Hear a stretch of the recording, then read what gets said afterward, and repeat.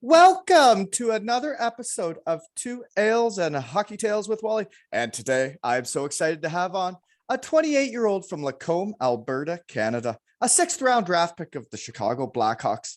His hockey journey has taken him to Canada, the USA, Slovakia, Finland, and Wales. He returns to the shed after episode 144 has combined for 887 goals, plays, or listens. He is a Kelly Cup champion and was spreading his hockey wings in the last time we spoke in Helsinki, Finland. He is now set to return to the shed's honey hole, Cardiff, Wales, with our goat to finish the job that COVID left incomplete when they're about to lift the trophy, whenever that was. Last time we spoke in the shed, he made me laugh. He made me cry. Welcome back, Samuel Jardine. Thanks for having me, Wally. We've been looking forward to this one. I have been. Gosh darn it. You know, the research team did it a little different this time. I actually re-listened to our first episode. I was wondering if I should do that too. I just didn't want to ask you again what you order at Chippy Lane, you know? Yeah, or if I start telling the same stories over again. It was a kebab, folks. Just like most of us. But yeah, no, I couldn't wait. And last time was it was, I felt like we were brothers by the end of it. So thanks. That's why I love doing this shit, you know? Oh yeah. No, we got a lot of good feedback. A lot of people reached out with some nice comments. So I appreciate that. That was doesn't it mean like so much when people say nice things to you? I mean, yeah. It's weird how that works. It's not that hard to say nice things too, eh?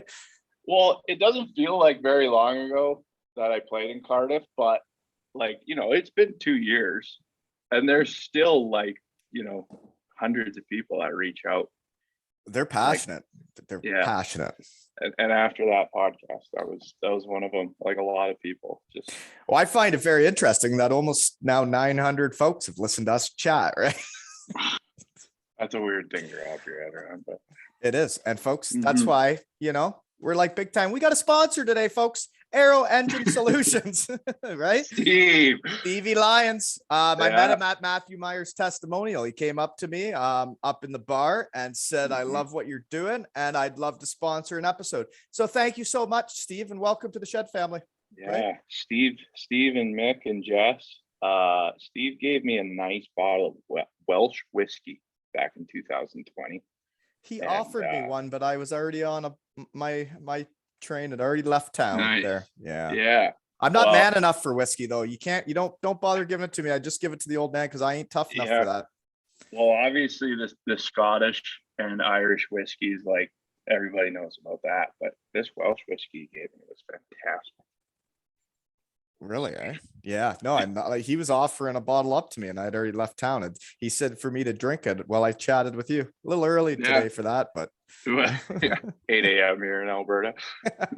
So is that where you are? You're in Alberta right now? Yeah, I'm at the folks' place today. And probably I'll be here right up until August 12th. Got one wedding. My cousin's getting married in Kelowna. But the crazy adventures of summer 22 are kind of getting dialed back in here. It's time to focus up for next season. Yeah, we're gonna get on a little more consistent training regime and get back on the ice. So it's been a hell of a summer. Well, yeah, I've seen some of it. I've been following along, and man, you have made every day a good day for living, sir. Oh, jeez. or the ones that you haven't heard about, then we're still trying to ride things out a bit, but it's been solid.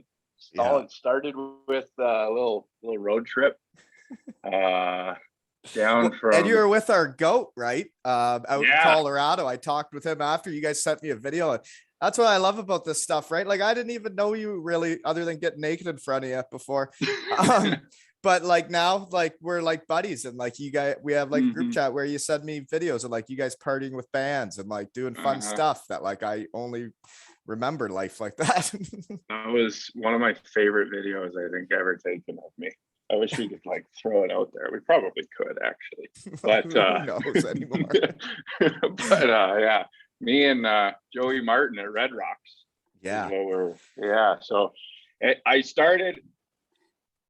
made a big life decision. I traded my sedan car for a SUV just so that I loved my car. It was great. And but I needed something where I could sleep in the back seat. Saves a lot of money. So yeah. So started my trek. It was supposed to be straight to Denver to go catch a Glorious Sons concert at Red Rocks Amphitheater, which I've always wanted to go to Red Rocks. When I saw the Glorious Sons, they were opening for Kallio.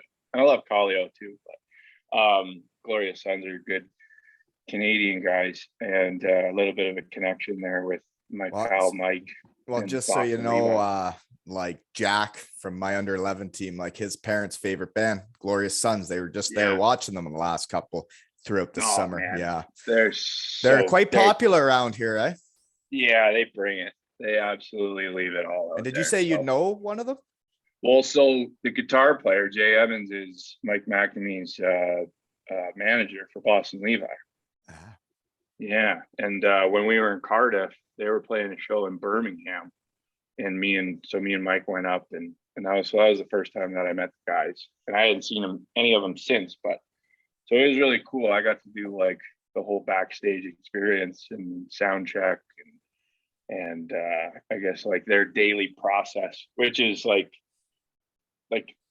obviously like they go hard. There's no doubt about it. Like they love to party, but they're professionals. And like, so seeing they work hard. Oh yeah. So their routine. Kind of like me in the shed, you know? Exactly. Preparation. Like you try to be a pro, but I'm still having fun every time. Yeah.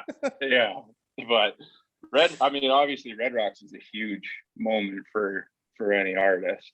So like the fact that like this kind of random guy, I just got to step in and kind of see what the lifestyle was all about. So that was sweet. And then obviously now I was not planning on watching the show with Joey. That was he just happened to be going or something, right? That was a serendipitous moment. Yeah. I was talking to Steven Dixon the morning of the concert, and he's like, you're gonna have to text Marty because he's in Denver. And I was like, oh my, you're right. And speaking of guys who live, is Steven Dixon too. My gosh, he was just in Chicago. I saw that guy's all over the place. Yeah, he was in Chicago, and I said, "Oh, buckle up." And he goes, "No, just a light one this weekend." I'm like, oh yeah, sure. But yeah, no, it was great. Marty already had tickets to the show though, so we were both going anyways. And we ended up sitting together and spending. And now you're both going back to Cardiff. Yeah, and we talked a lot about that. And it was a big reason that I wanted to hit the road and have like a lot of alone time to myself, because I'm not the type of guy that just makes decisions in overnight. Like I have a ridiculous amount of time for some reason. You need to think, eh? Yeah, so I took 3 weeks. I'm the opposite. I just make decisions and go with it. Well, that's a great trait to have. And when I do make my decision, I go with it and don't normally look back. But in that, I guess, free agency period, I don't know. I just had a lot of different. I'm gonna jump in on that. Is like you just played in Helsinki in the Finnish Elite League. Like you finally were spreading your wings, and like because I re-listened to it.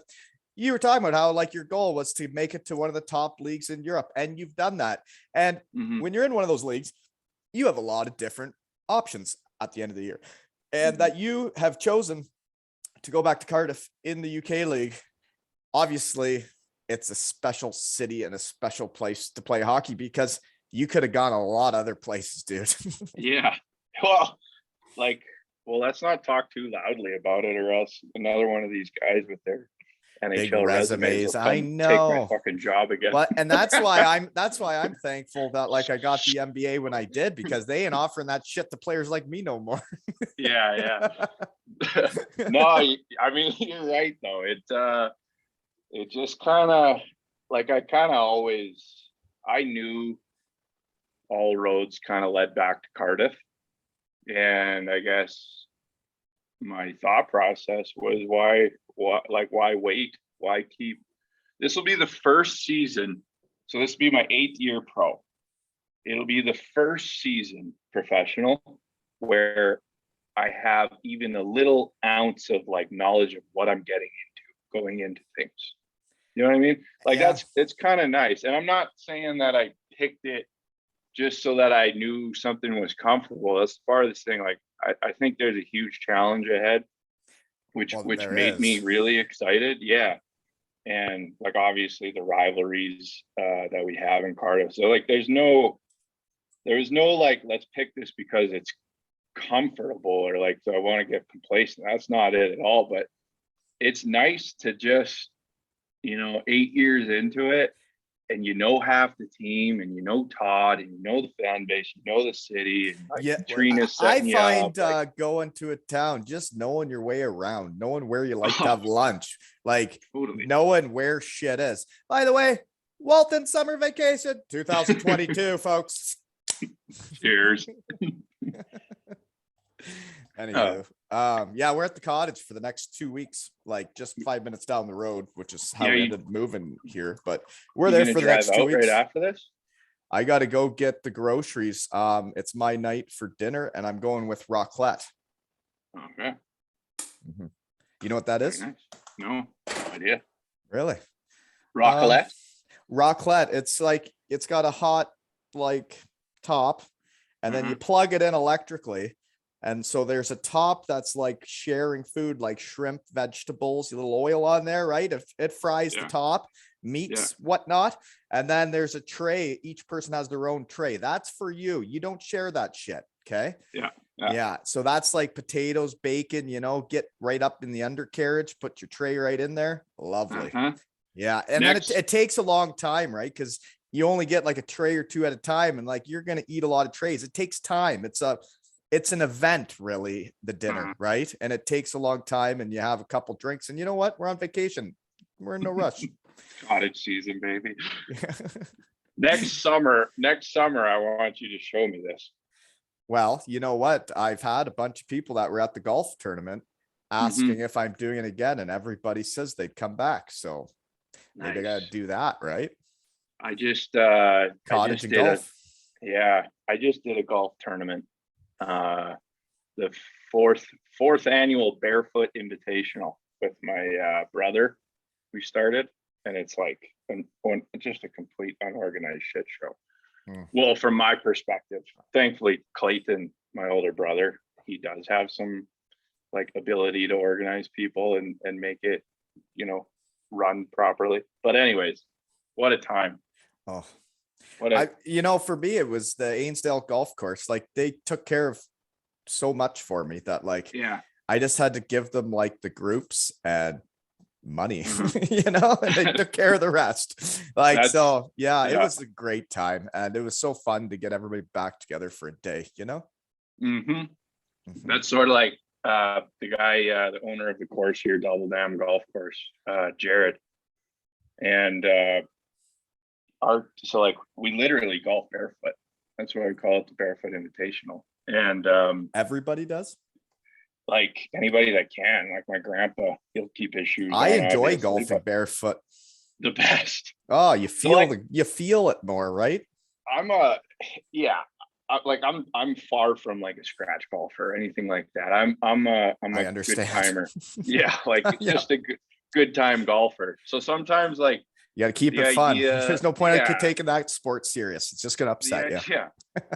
I battle to like tuck in my shirt to go to a hockey game, let alone on a golf course. Like don't make me wear a collared shirt and be all stiff on like this beautiful weather and a couple drinks in me. Like that. You know what? There's a different culture in the UK golf scene than in Canada. In Canada, we're in power. UK? They walk. They don't even have fun. They're not even enjoying it. They don't drink and they walk. Yeah, Canada, we're riding around in power carts and we're getting in one usually, right? And well, at least there's music playing now. I would say it's weird to be in a foursome now without music. Mm-hmm. It depends on the course. That's the courses I play have music. Yeah, my I went golfing for my buddy Brian DeZingle, his bachelor party, and we were playing this course. His wife to be, she's now wife, her uncle has a membership at this beautiful course. I think it's called the Robert Trent Memorial, and I like Obama's a member there. And I wouldn't fit in there. No, so on the 18th hole, I ripped my shirt off and play the par 3 shirtless. And of course, by the time 18 goes, like you've got 4 hours to kind of get to know your caddy. Like, so you actually have to have a caddy. Stuff like first time in my life I'd ever done anything like this. I'm so out of place at this place. So you got topless. When you feel out of place, you got topless. Yeah, so 18, and we're the last group coming in. So he's got all the boys watching on 18 and everything. So like, all right, we're gonna do 18 shirtless here. And well, if you got it, flaunt it. Well, caddy loved it, and then he comes over and he's like, all right, you like clubhouse right there, you got to put your shirt back on. So I was like, okay, yeah, of course. Throw it back on, and he comes back on. He goes, that's the first person I've ever seen since I've been working here take his shirt off at this golf course. Like, I was like, do you want me to jump in the lake too? Or sometimes it's fun to be memorable, right? It's like my old man, he had a membership at a fancy course that the Waltons didn't really fit in at, but it was a really hot day, and there was someone with a hose. So I asked them to hit me. Right? Wow. They said they had never seen that either. Wow. But I was hot and it cooled me down. Birdie after that. Hey, so we're just talking again, eh? Mm-hmm. That's usually how it goes. Well, let's get back on track, okay? Okay, yeah. We were never on track. How did your denim jacket raffle go in Helsinki for mental health? That's what we were up to last time. Yeah. Did you make some money for it? No. Okay, no. That sucks. So yeah, I know. Hey, you can only do your best, right? Yeah. Now, so listen, we did do our best. Logistically, I think so. It was such a spur of the moment decision. And, kind of like what I was saying, like I spend way too much thinking about things instead of just getting to work. Mm-hmm. And this was one of those things where I was like, okay, I got the idea.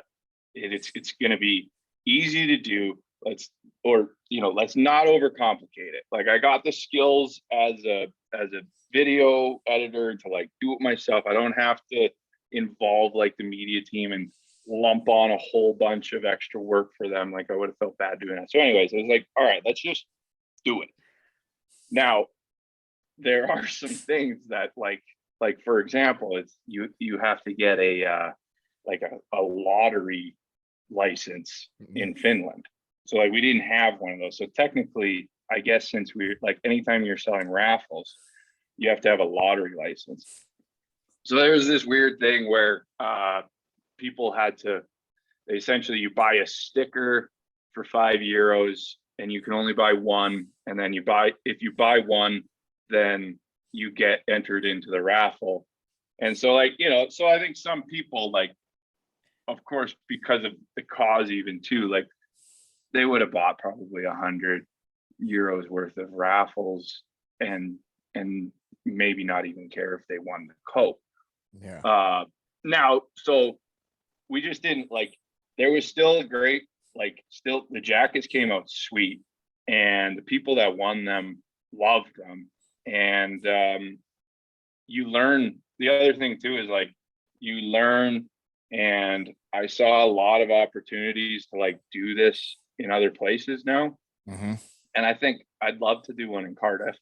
I think that would be sweet. I guess something to talk to Todd about. But even like, you could even do something like that with your family back home. You could do it like for the golf tournament. There's a lot of opportunities to do good. Yeah. Well, and people love like custom jackets, I think, or at least I do anyways. That's like where it was born out of. Like I I like custom denim jackets, and I like people walking around with leather jackets. I don't know if I can pull off a denim jacket. I just don't have the body type for it. I mean, I hear you. My mom. If you saw me walking around in a denim jacket, I just don't think it's going to look natural. I think I don't know. I disagree. I had the same. My mom bought me my first denim jacket my freshman year of college, and I probably wore it like once or twice a year for the next 2 or 3 years, because same thing. Like, I was just like, I can't pull this off. Like, you have to. I feel like you can though. Well, now I wear it everywhere and I'm comfortable in it, and I love the thing. Like, I wouldn't trade that for any other piece of clothing in my wardrobe. I love that jacket. So speaking of that, I wouldn't trade this shirt for any shirt in my wardrobe. I have a shirt that says "It's a good day for living." Shed family running amok, and it's got a picture of my. It's got my shed on it. I love the running amok part. Oh yeah. I should almost like get that slogan, whatever you do, right? Because like I'm pretty sure I came up with it. People seem to be using it. Do you know in the Cardiff Arena there's going to be a big banner that says Brodie DuPont running amok? I didn't make that. That's awesome. Is that true story? Yeah, it's a huge one. That's amazing. And then there's another one that says Shed Family Block 10. Two Ales and Hockey Tales banner going up. And I did not make that stuff, folks. That's amazing. This is exactly why I'm going back to Cardiff. Yeah. And like for those reasons it's just fun. like that. Yeah, it's fun. So fun. They throw Twix on the ice, Buenos for the boys. Ugh. I can't wait to get back in the mix. It's been a great summer. It's been a long one, and I've never had a summer like this. You're really excited to play hockey again, eh? Now that the road trip's over and you're dialed back in. The itch is fully back, and we still got like 3 weeks. So I'm really excited for next season. I'm a really big Cardiff Devils fan. Did you know that? Yeah. I like the new coach. The Fran man's back in the action. And now we got you, the GOAT, all these Shed guys. My goodness, it's going to be a time. I played with Josh Britton my rookie year in Indy as well. Who's that? He's a big centerman that we signed as well. Oh, I didn't really look at all the fine details. You'll get to know. He's a music guy too. He's a sick guitar player. Really? Yeah. He'll be a Shed guy. 100% you'll have him in the shed. 100% you will get him in the shed. Oh, yeah. I'm going to lure him right in. Just coerce him into my shit. Really, eh? Good looking team Brodie's put together. Eh? It's important, Next thing you know, the GOAT's going to be paddleboarding around the bay again, topless. The folks are going to be just wound, eh? Ben Bounds kind of brings the scale back to the right it's way. The tramp stamp, isn't it? Yeah, exactly. Gosh. Personality. Someday I hope to do another pregame speech for you. I'm thinking just a denim jacket. It'll be the jacket that we make, and then nobody's gonna buy it once they find out. They'd buy it. Actually, one thing I should mention is Kelly Coles. I think on Twitter, her name's like Violet Pickles or something, but she is, they're raffling off my last game worn jersey or from 2014-15 for T-Haven. All the money's going to T-Haven for the kids there in Cardiff. So folks, reach out to her if you want to buy a ticket. Last I checked, it was over 460 pounds worth. So keep her going, folks. Okay. Yeah. Hey, and since we have a sponsor, I do have to bring them up, right? Yeah, let's talk about Steve. Stevie Lyons. We talked about how he offered up whiskey and he gave you some, but he's with Aero Engine Solutions, folks, and he's the VP of Global Sales. So if you're into like building airplanes and stuff, reach out to him because they're the #1 global supplier of used CFM56 material in the world. That's to like build airplanes, folks. So reach out to Steve if you're into that world. Right. And their CEO, Tyler Norman, has been a Devils sponsor for the last 4 years. So they're basically part of the family, right? There you go. They are part of the family now. They're Shed family. They just sponsored an episode. Thank you. Sponsored me in 2019, and I think they had. He is a big Samuel Jardine fan. Did you know that? Yeah. Well, I'm a big Steve Lyons fan too. So Yeah. I didn't really get much of a chance to really get to know him, but he seems like a fantastic guy. He's got energy.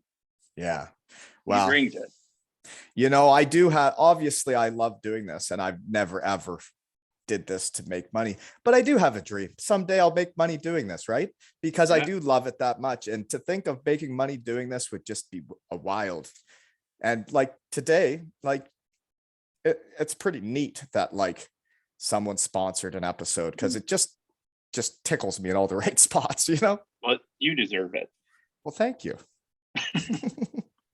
But I'll still get up at 5 a.m. to do this, even if I don't make money, because I just love this shit. I love coercing middle-aged men into my shed and just getting to know them.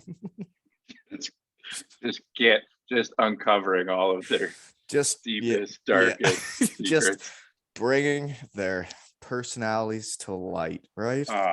Yeah. Put your poems in me. So you just what? I think that's okay. We're gonna move past that one. Like you never even said it. Okay. What is all in your skill set? What's all in your okay? This is what I got. I see what you're doing. You did the jacket thing, but the video you made was incredible. And then you had befriended like a rock band in Finland. The Glorious Sons, Boston Levi, but you got photography, videography, you're a guitarist, you're singing. Like, what can't you do? Well, make decisions fast. A lot of those, that is true, actually. I guess I spent up until I'd say about 23 years old, I was pretty much solely focused on hockey. And I'm glad that I did that. And here's the reason.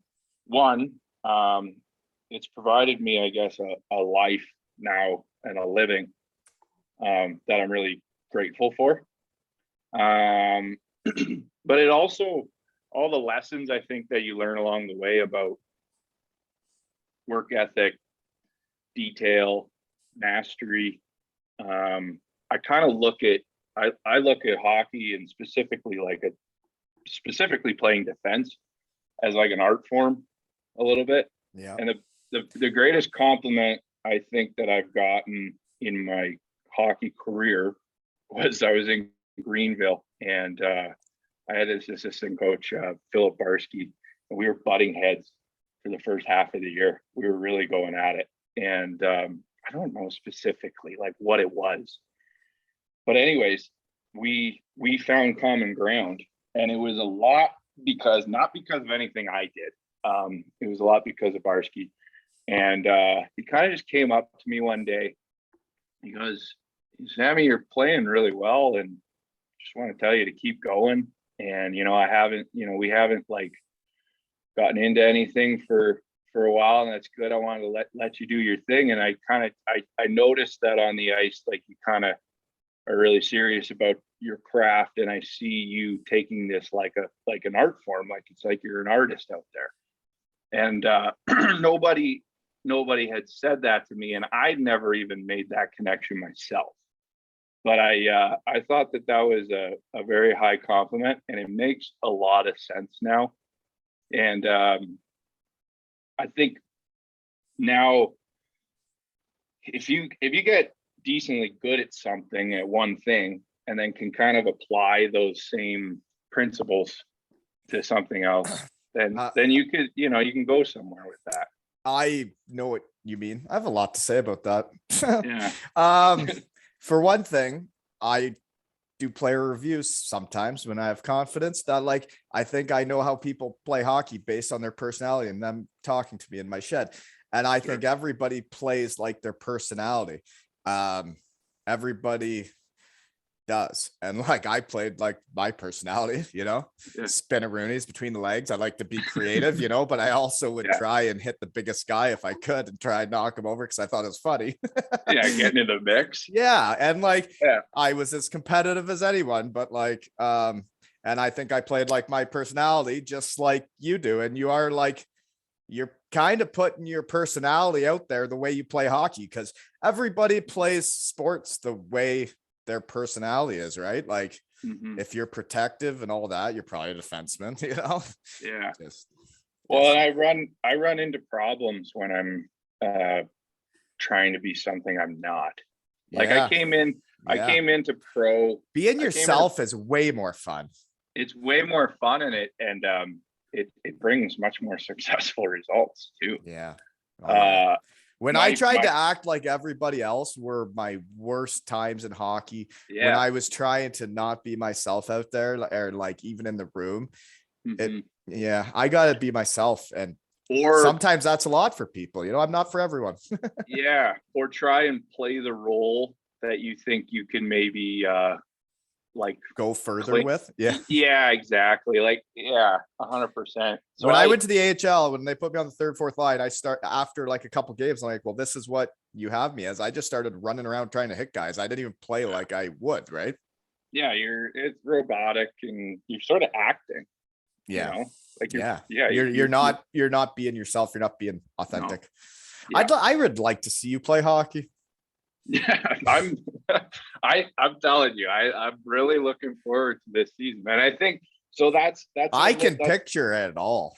I well, and know who you are out there. Just so I you know. think the people in Cardiff, I think the people in Cardiff, that's sort of, they embrace that. Like Yeah, they've they gotten do. to know they've gotten to know the personalities over the years, like the Joey Martins and the Joey Haddads and the Ben Bounds, like Mark Lewis's, Josh Batch, Mark Richardson's. Like they've been there for a long enough time that it's like they're really just a part of the city and like the team's culture, and like that's what's really special about the team is Mhm. that longevity and the ability to kind of step in, be yourself. Fans really embrace that, they want to see it, and then Todd rewards guys by bringing them back year in year out, and Yeah. obviously winning hockey games too. Like, you know, we got to win to keep the group together and stuff like that. So Well, yeah, definitely. You definitely need to win to keep groups together. But it is neat that they have guys back for so long, but that guys want to keep coming back, right? Like yeah, Joey Martin could probably make more money elsewhere, right? You could make more yeah, money elsewhere, but you guys want to hmm, go back. yeah, yeah. I mean, it's conversation that we had there in Denver, and it was Isn't friendships, aren't friendships powerful? well, that was the thing, is like all of my values led me back to Cardiff. And like, you know, like Mhm. if I would have been, I would have had to really struggle to go somewhere else. I needed time to like land on that and figure it out. But as soon as I made the decision, it was such a good feeling. Like And yeah, you know, you can be yourself when you go there too. yeah. Mhm. Well, and you know, and there were some doubters, not doubters, but like people that in my close circle, that kind of, it was interesting. Like, so, They maybe didn't agree with your decision making. well, I had some people say like, oh, you've worked so hard to get where you are. You got there in Finland, like, it's, you know, it's sort of sad for me that I wasn't going to be able to get back to Helsinki, but and then they would point out, it's like it's a nice resume builder. Like, you work so hard to now you can take advantage of this and go to other places in Europe. And I kind of saw it the different way, where it was like, I worked so hard. Now I'm in a position where I can like have a fair negotiation with Todd and Cardiff, and because of the work, step into Cardiff and have a role on the team that I can really look forward to, that I can really sink my teeth into, Mhm. and have some impact on a season. It So is interesting when guys sign places. Teams kind of have already decided what their role and position on the team's going to be, how much power play, how much penalty kill they're going to get, right? mhm. Yeah, and then it's the player's job to run with it and not abuse, like, I guess, the position that you've been trusted with. So Mhm. Okay, I'm trying to remember the other part of when we were talking about playing like your personality. Oh, that you were like performing. So how do you know all these musicians and stuff? Like how you're kind of in that world too, right? Like you Yeah. were friends with a Finnish rock band. Obviously, Boston Levi was your roommate, which he's gonna be. So, like I told you, good thing I Yeah. got him in the shed when I did. He's becoming too big now, right? He's in with Spit and Chicklets now. He's gonna be playing their Yeah. concerts. Too big for the shed now, eh? Yeah. Yeah. That's exciting. So, Yeah. How did he um, land that? Were you around him when that was going on? How did he get that um, gig? so they put it out. They put it out in onto the Twitter world and said, we're looking for a live act for our Buffalo. So I guess it's like a ball hockey tournament that they got going on. And it's, obviously a big party. And so, Well, it's gonna get his name out there. yeah, so he had like, even I think this morning or last night, like Biz was talking about it again, promoting him playing the show. And it's exciting. It's cool. Essentially, like, so they put out on Twitter that they needed an act, and he had his supporters kind of tweeting back and saying it's a perfect fit. It is. Mike It being, is. Like he yeah, played in so Cardiff, totally, yeah. So I hope, and I'm sure it will be, because the Chicklets guys seem like good dudes, and Boston will fit right in. I believe. So hopefully it's like the beginning of a pretty neat relationship, Yeah. because Well, they then know they know each, and Biz is like a music guy too, right? He was the locker room music guy. So if you get like the tip of the cap from Biz that he likes your music, then that means something too, because he's not just some hockey clown. Like, he knows music. So he's also talented, and like mhm. he also was like a performer Yeah, on the ice, man. yeah. I guess to answer your question though, like, it's pretty serendipitous. What was my Uh, question? it was like, how do I get into these music circles? Yeah, right. Yeah, so it's pretty serendipitous. Like, I met Jay through Mike. Then in Helsinki, the guy's name's Samu Haber, and yeah, he just sold out like Olympic Stadium for 2 nights in Helsinki on Really? yeah, he's close. He's Well, doing that this. the song he was playing in your video for the Jackets, like he was rocking. Oh yeah, that was Freddie Veselius. Yeah, and so Freddie and So his, you knew more than one band of guys? yeah, yeah. Yeah. Well, so Freddie, I don't know any musicians. I only had Boston Levi on.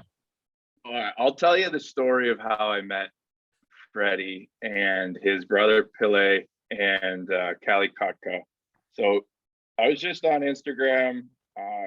Callie messaged me. I looked. He was playing the drums in his profile picture, and so I follow him back. He was private, so once he accepted, I see all these videos of him slashing it on the drums, and I just told him, like, you're a sick drummer. That was it. And that moved on to, we should jam out a bit. I know these brothers, and one of them owns a recording studio. And so my experience leading up to that point was, I played my sister's wedding as a joke. And I'd been writing songs sort of as just like pastime. It's pretty like therapeutic for me, I guess, too, in my alone time. And anyways, so I just came there, met the guys, played them a couple originals, and they're career musicians. Yeah. So I'm 14 seconds into a song that they've never heard before, and they start filling the room up with like a full band's worth of, so I was like, it was like 2 hours of straight chills, where like So you were playing your song, and then they came in and like helped out with their. They're just masters. Like, imagine. And then so it was like your song actually came to life. It's like, yeah. It's the craziest thing. So yeah, I wrote a song while I was in Helsinki. They turned it into something too. Yeah, it was pretty neat. Like, I'll be definitely staying in touch with them moving forward. We still got a group chat going on that's cool though. that we buzz with, but it would be like the equivalent of maybe like a player getting traded and then being thrown on the power play without even ever meeting the guys, and then them going and just snapping it around and going like 3 for 5 that night, because you're just like, you're comfortable in your own trade enough to like to figure out where you fit within, like it's teamwork. It's really cool. It's fascinating, and I want to get better badly. Yeah. But it's one of those things where you just got to sit down and do it and put in the time. So you want to get better at what exactly? Playing guitar and singing? Specifically writing. Yeah. Yeah, the passion's in the writing. And the playing, I'm a little bit stuck now where like words come but melodies don't. And I need to learn more about melodies. Like you have to, there's I don't know. What's the there's melody like mean? Yeah, there's like a formula to it. And I'm just starting to like learn this where, You know what people tell me? There's like a formula to social media, and they tell me I got no idea what I'm doing. And you know what? I don't. yeah, I think you should tell all those people to piss off, because I'm doing it my way. yeah, and I think that resonates with people. I think the authenticity like really comes through. Seriously. I think there's so many people online that are so full of shit. Oh yeah. So like anyway, so the melodies, so that's the like the catchy part of the song, right? Yeah, it's like the part you to redo. like in country music is there's a famous song, 3 Chords and the Truth. And like, so essentially the easiest way to explain it really quickly is if you start on one chord, let's call it a C chord. Okay. And then you move away to that, take it somewhere else, and then you find a note that's going to bring it home. So, and then you just, and then you repeat, and you repeat. And it's quite simple. Like so like, yeah. See, yeah. I know food. Yeah. I know hockey. I don't know music that well. Now, this is why I think if you get good at one thing, you can be good at another thing. Yeah, then you just put this. So like, I think it takes a certain something to become almost like world class at something, right? And realistically, us minor pro hockey players, we're pretty close to world class at it, right? We're not in the NHL, but we're pretty near there. Very close. Yeah, and like you can like transfer that into other things, the work ethic, the drive, like you can, right? Yeah, and like just an eyes wide open approach. And I think that's where the relationships with some of these musicians that I've made, I think they see my respect for their craft, and I know through conversations that they respect kind of what I've done with hockey. So there's a back and forth, and I've had this concept brewing for years now. This back to 2018, the first time that I ever stumbled on, I guess, an expression or what could begin as like I don't know, I still got to develop it, but it's like of art and sport. It's like the collision of art and sport and artists and athletes, and what makes things similar, what makes things different. And a lot of artists are huge sports fans, like massive. Yeah. And a lot of athletes are huge fans of music and movies and stuff like that. And I think it's rooted in like an appreciation of another person's craft, where it's time, it's effort, it's discipline, it's sacrifice, and you just keep going on this journey, and next thing you know, you get to do some pretty neat things and meet some neat people. But wow, I find it very cool that you're dabbling into both worlds. Like you have a passion for both, because you said like until you were 23, it was just hockey. Like for me, Mhm. I really didn't think about much else until I was like Yeah. 32 and I had two kids, and then the knee goes and you're like, holy moly, I'm in one. Yeah, fair enough. I better think about some other stuff now. Yeah. Well, it was rooted in, I was really frustrated because I burnt out like 4 years in a row. I'm like, what's going on? Like I start the season with so much enthusiasm. I always was a hot starter. Yeah. First And half of the seasons, I would run a muck. And then say you're in Germany, food yeah. can get to you, your waistline. Come Mhm. playoffs, you're just not getting around the same. Yeah. It Well, wasn't my fault. The food was too good. yeah. Well, for me, it was a significant lack of balance. It was too much hockey, not enough You family, gotta and you friends, gotta want to arts. be at the rink to play your best. You You gotta do. want to be going, and that's when I always played my best at the start of the year because I was so excited to be back. And then Yeah. you're right, you get drained by the end of the season. Mhm. It's just not as much fun unless you're with great teammates. Yeah. Yeah. Totally. And with some experience, like you start to recognize the signs and you can correct it and stuff like that. It's things that I needed to learn. Yeah. And part of the journey was learning you got to find some stuff that you're passionate about away from the game.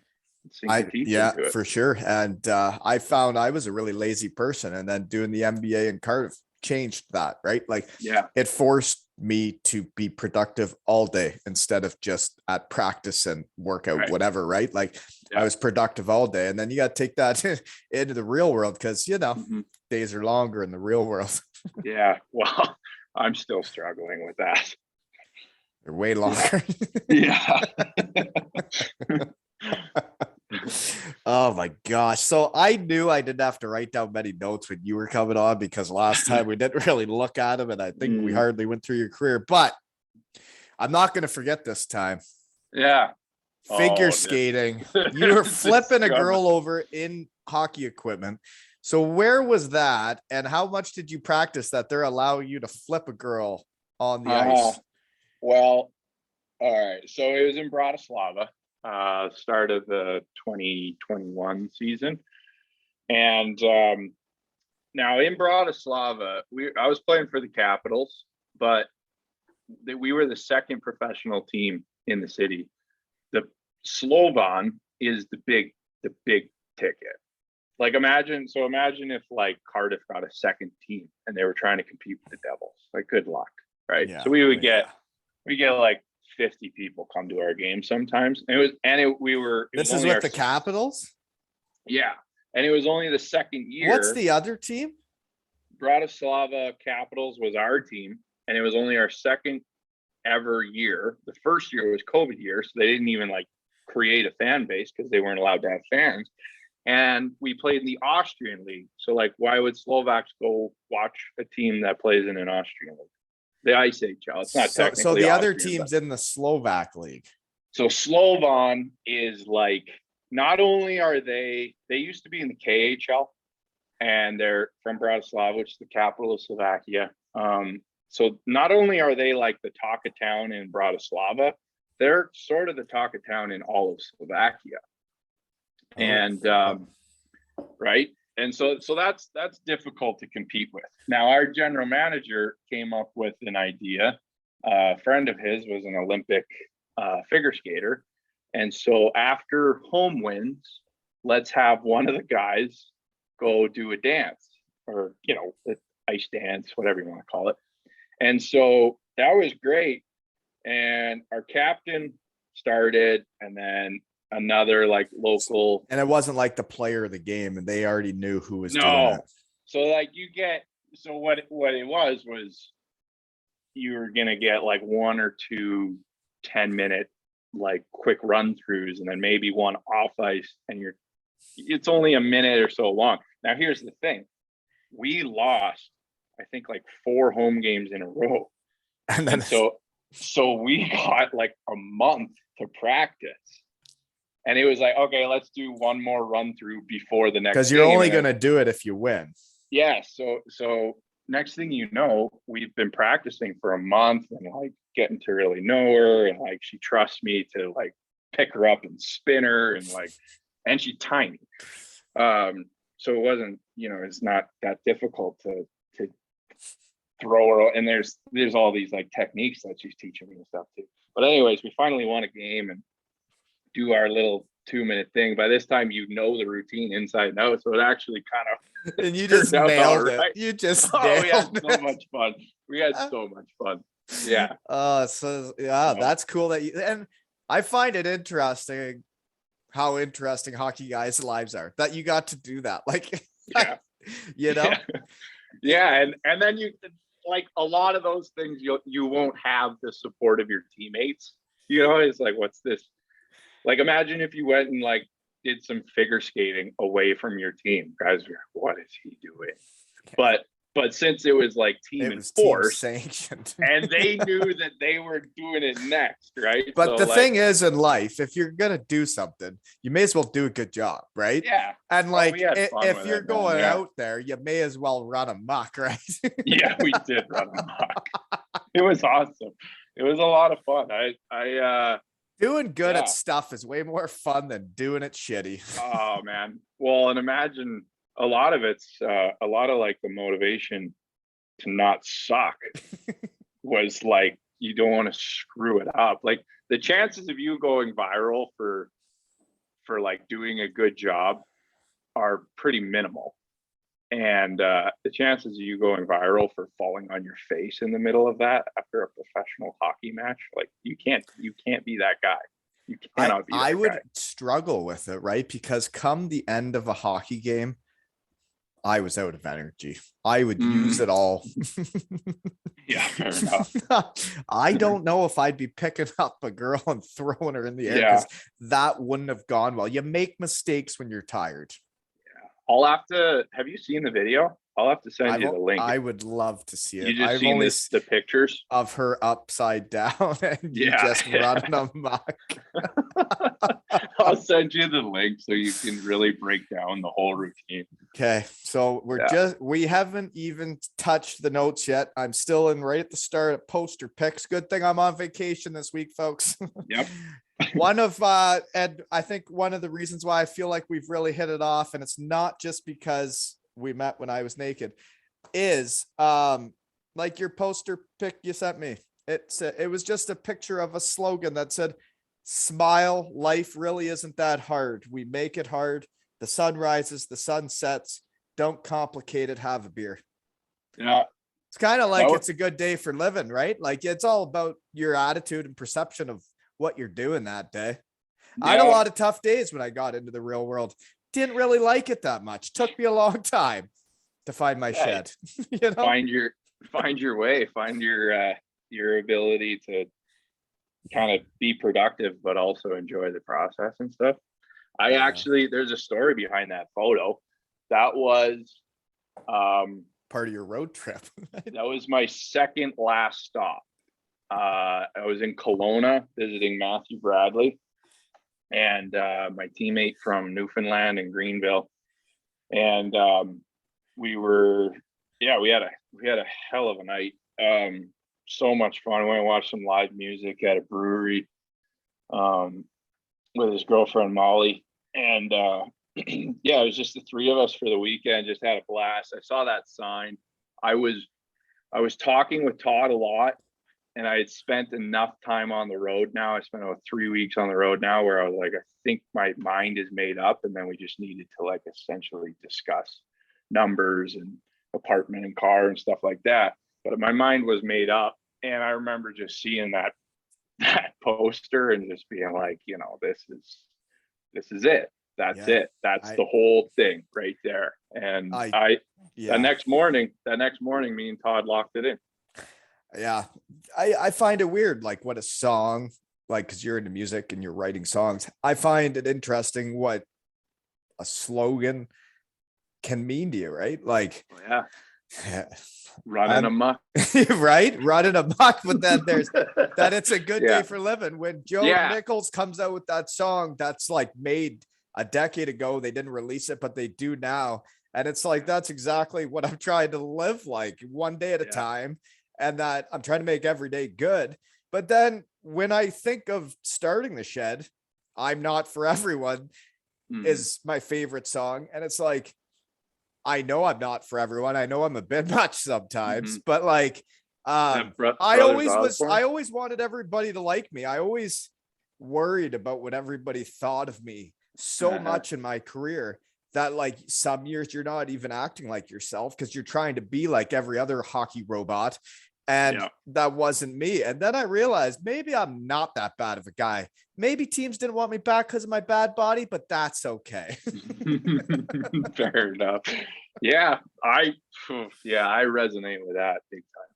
And running amok is a thing, folks. That's a real saying that I've been saying for a long time. That's so sick. Just ask the fellas from Elmira, because in pitcher, batter, catcher, I was running amok. By the way, this isn't on the notes because that's what we do. I've had a great year with making trophies. I've made like 4 this year, and every one, when you make trophies and you play for them, it makes the competition just way more fun. Did you have a trophy at the golf tournament? I made a trophy at the golf tournament out of old golf clubs from the cottage down the road. Nice. I made one. It had 4 old clubs. I had the top of an old roller hockey trophy that I had won. I've made pond hockey for my under 11 trophy. We had the little Stanley Cup from a garage sale as a popcorn maker. And and Matthew Meyer's testimonial. We made that trophy too. Oh, nice. Oh, and I won it. No big deal. Yeah, not a big deal. Yeah. Well, they call it running a muck. Okay. So winners win. What is your passion? What is your deepest passion outside of hockey? Is it writing songs, photography, videography? Biggest passion. Or is it a package deal? You want to do it all and do it all well? It's almost like you knew the answer before you asked it. Okay, sorry. So I do you want to work for like bands and do their videography and do that stuff and write their songs, or do you want to just write like you gotta hone in, right? Let me give you just a little nugget of what I'm working on. It started in Helsinki. I don't have a good story of like where the thing began. I can only tell you that it's like every frustrating thing in my life for the last, I guess, since starting the journey of wanting to play in the NHL and moving around a lot and injuries and whatever. So anyways, we had a COVID break in Helsinki, and I started writing a screenplay, and it's like it's a collision of hockey, rock and roll, relationships, like the humanness of the hockey life. Yes. And not just like through the lens of a player, but also like people following the team and kind of getting some purpose out of that, like really attaching to the community of what hockey brings and that sort of thing. So it's a fictional story that is inspired by a lot of true events and teammates and coaches and people that have opened up their home. The first draft I hand wrote, and now I'm going back and typing it, and I had to like I didn't know how to do this, so I just started writing in my notepad, And then now I'm going back and I had to like research how you're supposed to actually do it. Like in brackets, put the People tell me how to name. podcast all the time. I'm Yeah. like, I don't care. I just send them. Right. So they say I'm supposed to have an editing team. I don't. Exactly. That is social media team and all that shit. Yeah. Yeah. Algorithms. Yeah. So that's what I worked on back half of the season there. I got the team got COVID. So I got 10 days off and I just wrote every day. And then I got COVID, 10 days off, wrote every day. And yeah, just hammered this thing through. It like incorporates a lot of stuff. And I'm like, so now I really think that, so what if I know what I'm talking about, who knows, but Slapshot, one of the best movies ever. And it was about not the NHL guys. It was about minor pro guys like us. There's not that many people in the world that have had the experiences like the guys that come in the shed, that have lived all over the world, that have kids all over the world, that meet fans all over the world. A Finnish rock band, a couple of them. There's not that many people in the world that are lucky enough to experience everything that we get to as hockey players. And I think that every hockey movie that's come out that is good or decent, like Miracle on Ice and all that shit, like every hockey guy watches it. And I think there should be more. Like the Mighty Ducks is the reason a whole bunch of shed guys from the UK started playing hockey. Yeah, no, I agree with you. I've seen all the hockey movies too. Every hockey guy has, right? Yeah, and been inspired by them. And I think kind of what I'm working on is hockey's a little bit more of like a Trojan horse for what's actually going. Like it's at the root of it, it's just a story about a guy going through life. He just so happens to have hockey as his job. So, and when you said hockey's like a Trojan horse, yeah, do you mean, because what I think you mean is that for like, I see it now because I'm around the under 11s, my son, and there's parents that think like their kid can go places and do it.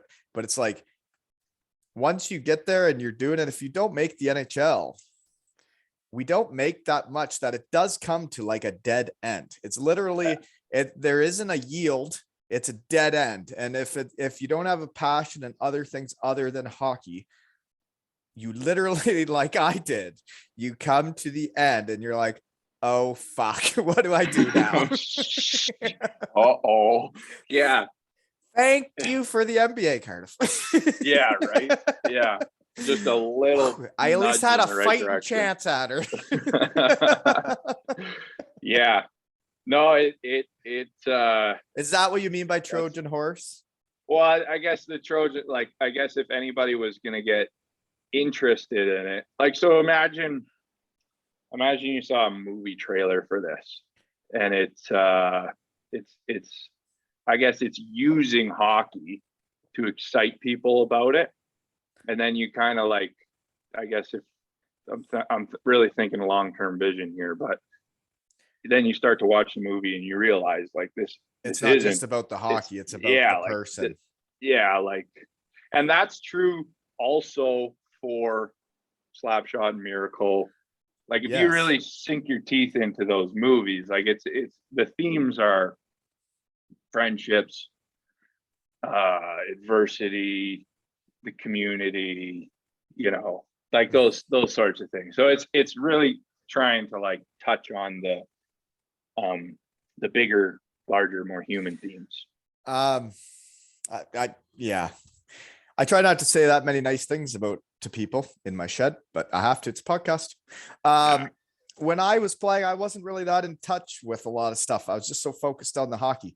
You seem to like be seeing what the hell's going on around you. I'm trying, and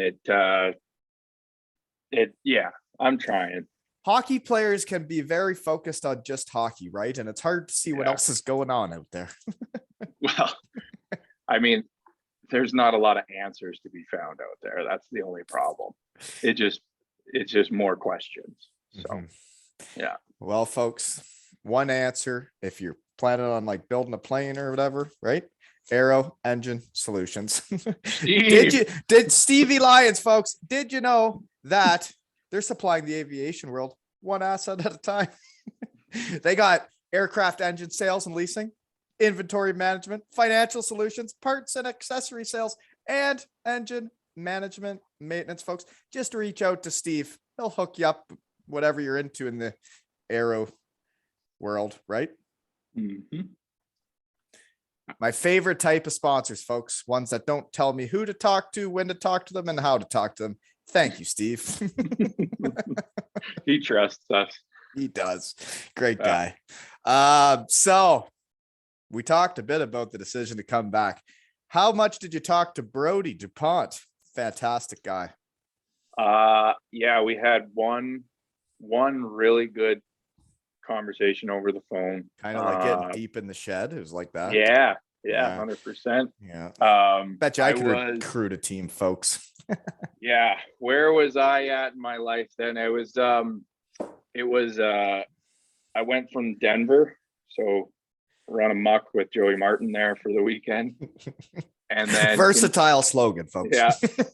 Continued on to Scottsdale, Arizona for a bachelor party with 22 dudes. Jeepers. And that was fun. In Scottsdale, Arizona? Yeah, Michael Gartag, my goalie in Newfoundland and Helsinki, who's one of my very best friends. I went to his bachelor party. It was a joint bachelor party for Travis St. Dennis. They did it together. They're two Quinnipiac teammates, and I played with Travis in some Hockey Canada. I had a joint bachelor party myself with Ken Dunn. Did you? Mm-hmm. Oh, I never. How was it? Wow, you could say we ran a muck at Dennis Weidman's cottage up in the Muskokas. And he wasn't there. He was playing for the Boston Bruins at the time. And I don't think he was too thrilled with the state of it when he got there. Yeah. I think the funniest part of, I think, bachelor parties, and I've been to a couple now, and obviously there's really let your hair down, eh? Yeah. Celebrating love. It could be exhausting, folks. So I just left that weekend with 22 guys, and a handful of us were single. And I'm not kidding when I say there might have been, between 22 dudes, there might have been like 4 conversations with women all weekend and 2 nights out. It was the biggest bro fest of all time. Not one of us could be bothered to show any attention to women on this trip. It was just golfing, pool, drinks, and guys being guys. Just dudes being dudes. It was so great. Anyway, so I was licking my wounds. I drove north to Las Vegas where my uncle lives. Your wounds. And that was what an exhausting road trip you were on. That was the morning that I talked to Dupes. Was the morning after the bachelor party. Yeah. Oh, jeepers. How your mind was fine for that conversation that day? It was good. I was if anything, it was like got all of that out of my system and was ready to kind of talk to focus up like you are now, right? Yeah. now that you're at mom and dad's. Yeah. So no, we had a great chat. I've been in contact with obviously Joey Martin had talked with Dupes a lot. But when he took over the team, I was still in touch with Joshua Batches and Samuel Duggins of the world and kind of just fantastic shed folks of the Cardiff Devils. Yes. All right. So Joshua Batch just got married, and I'm having them on together. We're going to talk about it. Shout out to Batchy. The most handsome man in Cardiff is off the market. Yeah, he is Sorry, a folks. strapping young lad, isn't he? He's a stud. He's a stud. Oh, Yeah. When I jeepers. grow up, I want to look just like I want to Batchy. look just like him. Yeah. He can beat people up. He's nice. He's kind. It's wild. Yeah. Okay. Yeah. So no, me and Brodie had a good. We probably chatted for like an hour and a half, and he kind of like told me his vision for the team, and I really related to that. And I thought, for where I'm at in my career and where he's at in his career, it would be really cool to be playing for a first year head coach, and he's been thinking a lot about how he would run a team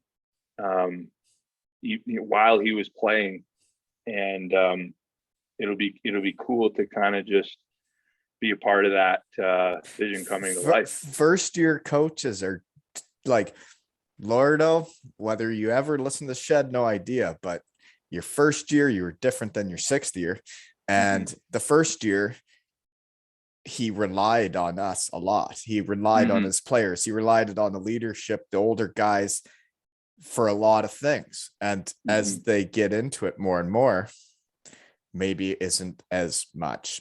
Maybe I wasn't playing for you, so I don't know. Just hypothetically thinking out loud. Yeah. Well, he certainly, Lordo of all the coaches I've played for, pulls guys into the coaches room and just shoots the shit more than anybody I've ever played for. And like for me, when I played there, he was one of the players, and like like he was coming out with the boys, and like then he had to start separating himself that way, and like it was an interesting dynamic. And you talk about Slapshot, like we actually had a player coach, right? And like he was a player and a coach, which I think is so awesome. Yeah. And I almost like you wish he was still playing, did you? The only negative thing about is that I'm a right winger and so is he. Yeah, I agree. No. The only negative thing about like Dukes being our coach is that he's not playing. It's like, can we get him to play like just? Do you know that he didn't even know he played there for a year and didn't know what Chippy Lane was? Did you know that? Because you signed up to play for this guy, and he didn't even know what Chippy Lane was after a year. Oh. It's about holding people accountable, Brodie. Yeah. You know? Well, enough's enough. Get your ass down there, Brodie. Run amok. Run amok. You can't separate yourself from the team that much. Get down to Chippy Lane and get after it, sir. Somebody. We need to get the podcast editor that you don't have to figure out how many times running amok has been used in this podcast. Yeah, you know how people tell you like what you should be doing. Someone told me that like the YouTube page should have like every time you talk about certain guys, there'd be like a catalog and you just click it. And then every time I bring up like how good looking Josh Batch is, like that, you could just click Josh Batch and then everything would be there. And it's like, do you know how many hours I put into the Shed? Do you know how much time we got to go back through to catalog that shit? Yeah. Who's paying for that? No, 100%. Nobody. That's why you just come to the Shed and you keep doing them. Well, you're a creative guy. Just trust your vision. That's right. That's right. Okay. So funny story. I haven't brought this up yet. You know how when I got naked and like did the pregame speech at Wally Night for you there, and that's when we met. Matthew Meyer's testimonial, okay, brought back a lot of nostalgia for me. I was back in that coach's room. Lordo wasn't there. It was kind of empty, but Pigs painted me again. You know, we didn't use the spray paint that like was painting the lines, like the red line. We went with a healthier option this time, but it was like a marker, and he was doing it. But when he was trying to do my stomach, every time he kept trying to do it, I would laugh, and my belly would shake. And we had one of the best laughs I've ever had in my life, because every time he tried to paint my stomach, my tummy would just start jiggling. Brought back a lot of memories of when I met you. That's all. I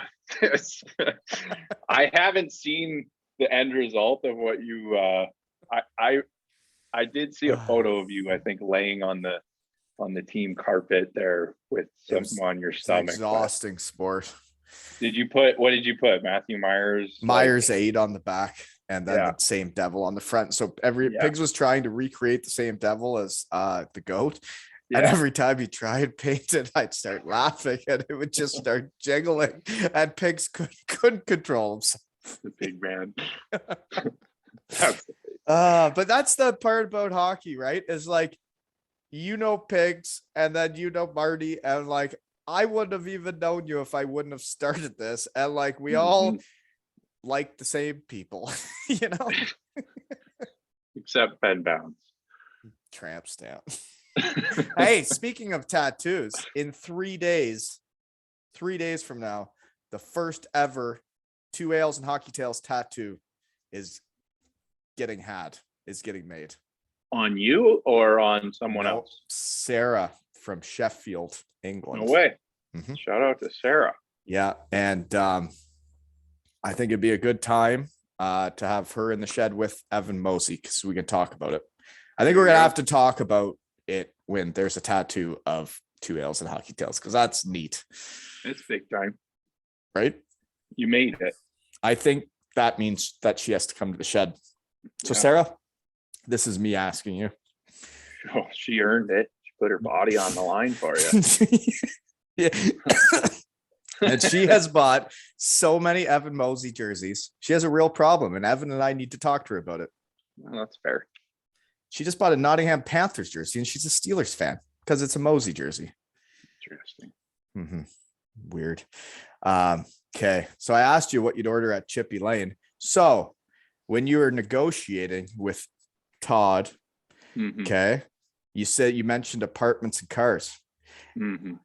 If you were going to live in Cardiff next season and you got to choose where your apartment is it going to be, where is it here? Hold on. The Bay, by the rink, downtown, Penarth, those fancy pants folks down there, or Grangetown? The Bay. I like it there. Like it a lot. And it's walking distance to downtown, like far enough away that, you don't have to be there every day.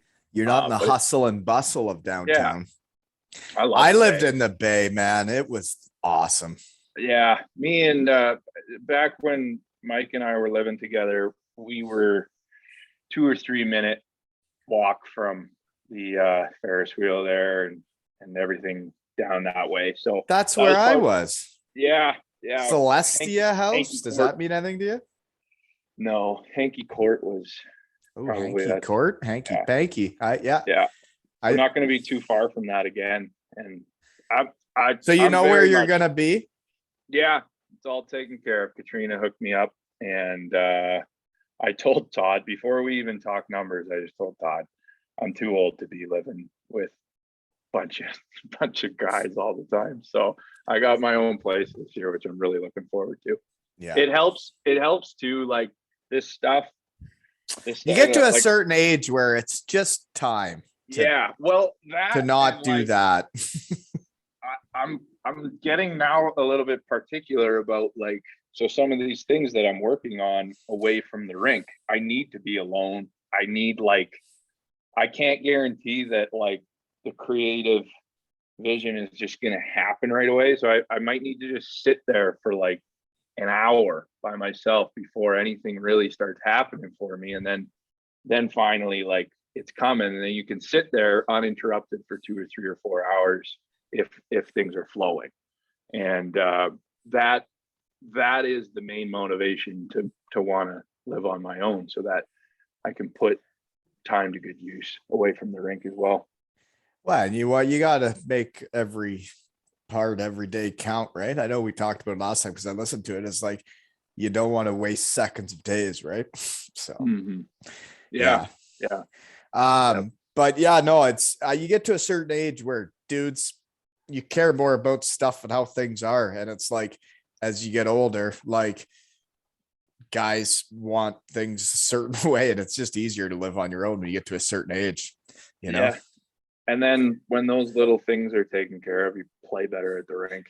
And Todd knows that. That's Yep. Todd's whole thing, is like, he knows that happy hockey players play better. And when I got to Cardiff, that's why I liked it so much, was someone finally got it. Yeah. Actually, though, And he knew that like happy wives make happy hockey players, which makes you play better. So he would always try and accommodate the wives, no matter the ideas, right? Mm-hmm. Yeah, taking care of the families. Yeah. And they, like, the day I showed up in Cardiff and they had a little Walton 18 jersey sitting there waiting for my son, who was like 2 years old. And it's like, wow, not a lot of teams think of that. You were number 18. Yeah. Why? You going to wear that? Yes. Are you wearing 18 this year? Swear to God. Are you? Yeah. Awesome. Is that all right with you? Sure. Yeah. Why wouldn't it be? That's cool. One of my favorite players is wearing my number. Yeah. I wanted to be number 10 again. I know that, but then Stoner retired. How do you think I ended up with 18? I asked for 10. They said Stoner's retired. Okay. And I was 18 in Bietigheim, and then I was 18 in Cardiff. That's sick. All right. Yeah. I'll be at number 18 this year. I think you owe me a dinner then, if you're going to wear 18. I think that's how it goes. Yeah. But I think I actually have to be on the team for that to happen. Yeah. Oh, well. Maybe when you come check out the cottage, right? Nice. Yep. Okay. What else do I got here? I don't know. Did you learn any Finnish this year? Thank you is Kiitos. Really? Kiitos? Kiitos.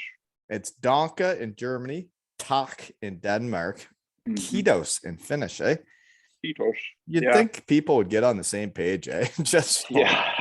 I'm not. That's actually that question that you asked, like languages, no good. Not good. I could have lived in Finland for 10 years and I wouldn't have picked up more than 20 I would have never learned Danish. I never would have thought I would have learned German, but eventually you keep sitting there and listen to them for long enough, eventually it just clicks. Well, maybe some Welsh then. Yeah, I don't think you're learning that one. Nobody even speaks it. That's a weird language, eh? They put it on all the street signs, but nobody says it. Nobody talks about it. Nobody even speaks it. It makes no sense. Why put on the street signs then? But okay. Anyway, so you don't know what raclette is. That was one of my questions. That's what I'm doing tonight. I can't wait. Yeah. Well, next summer. Okay. So last question. Okay. We didn't really get into your road trip. Where all did you go? Where did you start and where did you finish? How did this work? So I began, first stop was supposed to be Denver for the show at Red Rocks. But on my way through, it was like 6:30 p.m. in Billings, Montana. I thought I would quickly stop for dinner.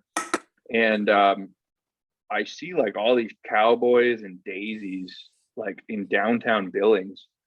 Like, what is going on? Like, it was just buzzing. It was a Saturday night. And I saw Morgan Wallen's tour bus. I'm like, all right. So a quick Google search. He was playing that night in Billings. So I grabbed a ticket. So night one, I went to Hardy and Morgan Wallen, and it was unreal.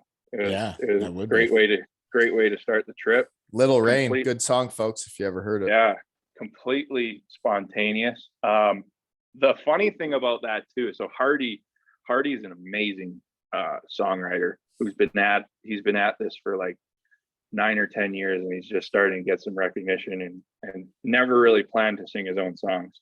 So I had downloaded a podcast of Hardy talking on this podcast called The Writer Is, and just talking about his writing process. So like Hardy was really on my radar as somebody that I wanted to kind of listen to and hear his story and stuff. So the fact that I got to go see him that night unplanned was a great, like, that's day one of your trip. It's like, all right, it was like, it felt like I was being rewarded for just getting up and going, because the trip was very spontaneous, and there was only a couple dates planned, like the Red Rock show, like the bachelor party. But besides that, So that's what made you think of it, was probably the Red Rock and the bachelor party. You're on your way there, but all the fun stuff you did en route, because man, that was so cool what you were doing. We did this last time. Did you know that? Oh, he's put headphones in. Again. There we go. I know. We talked too long. I'm here. Can you hear me? Talk. There you go. You're okay. Sorry, we talked too long again, eh? I can't hear you. Hear me now. No. Stop it. Take those out. Nope. How about now? Not really. Telling you. Let's let it. We're back, folks. He's trying. We're figuring out the AirPods. It's just like the first time, right? History repeats itself. Yeah. We talked too long. I never look at my notes. I don't even know what I wrote about. And I knew I didn't really have to write notes because you were coming on. I had the backup plan. Anyways, yeah. So we went Billings, Montana to Red Rocks, to the bachelor party, to my uncle's house in Henderson, Nevada, to my grandparents in Fallon, Nevada. Went to my old, like, I really hadn't seen my cousins forever there, and so did that, and then cut straight west to the Pacific Trail, not Pacific Trail, the Pacific Highway, and up north. I did 3 open mics in 3 nights in Seattle, two in Seattle, 1 in Vancouver. So that was really fun because. So you went into places and just went into an open mic and played, and you were just on your own? Yeah, that's awesome. I had to be on my. Dude, I that's had so to be awesome. on my own because I'm terrified. Yeah, it was cool. It was like I always needed my buddies around to do anything. I couldn't do anything on my own. I think I'm the opposite. It's like if I got people I know around, then I'd be terrified. Well, it's like, I don't like talking in front of crowds. And then to think of like how many people are going to listen to us talk today. There's no way I could do that if people were actually standing here looking at us. Yeah. Yeah. So after that, went to Kelowna. We talked about that a bit. That's where I kind of made my decision finally to get shit done and sign with Cardiff. And then I saw Blair Riley in Kamloops for a night, and that was my last stop. And I cut back east to Calgary and then made it home the next day. So it was 3 weeks in total. I find it interesting that it takes a single guy or a couple that are willing to go see people, because hockey guys, you all live all over the place. And if someone doesn't make the effort to go see you, it never happens. And yeah, it's tough, right? And that's how the inspiration of starting this was never getting to see my friends. And like, it took guys like you to go do it, right? There's a handful of hockey guys that have came to Concord to visit us, and it means a lot, right? Mm-hmm. Yeah. And it's the funnest nights ever. It's great. It's like the best and worst thing about you form these bonds with these guys over a year, and then you stay friends, and then you think to yourself, like I got one of my very best friends from Ohio State, Anthony Greco. I saw him last summer. We're shooting the shit. It was like, it's been 6 years. It's like one of my best friends. I haven't seen him in 6 years. So that's how it works. Great.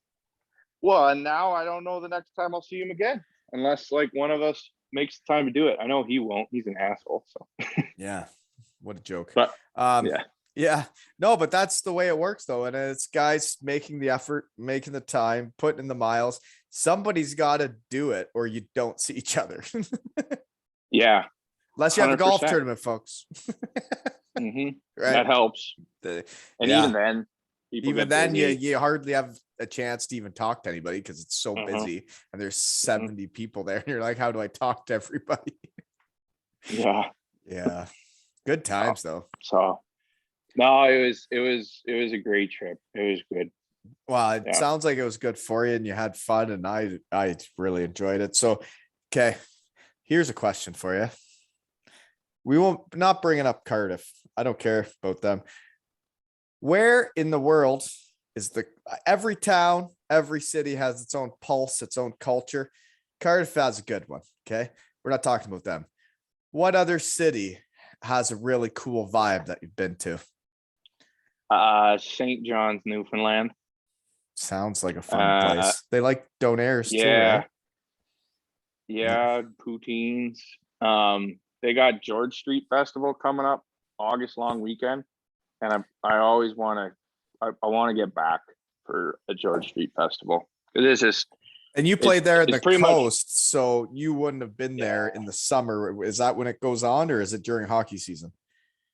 It's during the first weekend of August, but I think it's like a week long maybe. Anyways, still got like some local guys were on that team in Newfoundland, and they talk it up obviously. It's essentially probably everything that makes Newfoundland special, pack it into a whole week's worth of fun on George Street. Live music and good time and sunshine. It's obviously a tougher place to live in the wintertime. But in the summer, Yeah. gorgeous. It's sneaky. Like, I think it's still a pretty well kept secret it's mostly maybe because of how hard it is to get there. Like, you're driving, you have to take a ferry. Flying is expensive.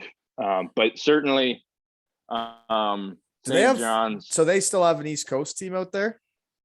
Yeah.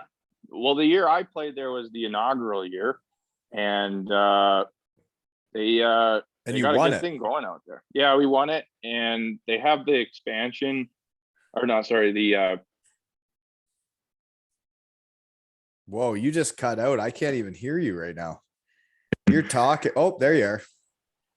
Is that good? Oh, now How's that? Holy moly, they're dead, aren't they? Yeah, they're dead. Hold on. Let me plug this in. Let me Holy see. moly, you sound like shit. Don't plug anything in. Just go with it. We're almost done. Are you there now? Huh? How does this sound? That's all right. That's This not is as what bad. was supposed. This is what was supposed to happen the first time. Oh, well, you did it better that time. Anyways, so they got a good thing going out there. Well, that sounds like a cool place. And like the fellas out east, they seem like my cup of tea, I like the Haddads, the Culligans, the Stephen Dixons. Great group of dudes out there, eh? Yeah, I think they get it as far as like just enjoying themselves and enjoying life. And sneaky, like part of what makes the music scene so good out there is I think a lot of them are like really true to the sound and not selling out for fame or poppy lyrics or anything like that. I think it's very it's like a personal thing, like a Eastern Canadian and their music. And I think if you're not authentic, then you kind of just get ran out of town, is my perception anyways, from a guy that doesn't know a whole lot about the Eastern Canadian music scene. Why isn't Stephen Dixon playing for the Cardiff Devils next year? Well, he got a coaching gig. Yeah, that's what I thought. It's like part of it. Yeah. It just, So, I saw that he picture of him in purple and it just made me want to puke. And I've been trying to get him in the shed, but that guy lives. Yeah, he does. He does. It made me sad. It made me sad for he actually called me before I had signed and just wanted to make sure that I knew that, like, hey, I'm taking this like a player coach position, and I don't go to Cardiff if you're only going to run amok with me. Thanks for the heads up. But yeah, it just doesn't seem right because he seems like such a Such a shed guy. Just a guy that like really brings the team together. And when you talk to people, everybody loves Dicko. Oh yeah. Yeah, Yeah. he's one of the unicorns of the game. You could say that, and that's what I hear. I wish I would have got to play with him. Feel like, and I'm There's gonna get him in the shed and find out about this. And I understand, like everybody gets to an age where you got to start thinking about the transition. Steven Dixon is a Mhm. guy like me that loved hockey, always thought about hockey, always wanted to be one of the guys. And now he's getting to that stage where you got to think about the next step. And if you're getting offered a coaching type gig and he's the guy that should stay in the game. He loves hockey, right? Mhm. Yeah, and he's seen a lot. So the Seen a experience lot, will be done a I mean, lot. I learned a ton from him.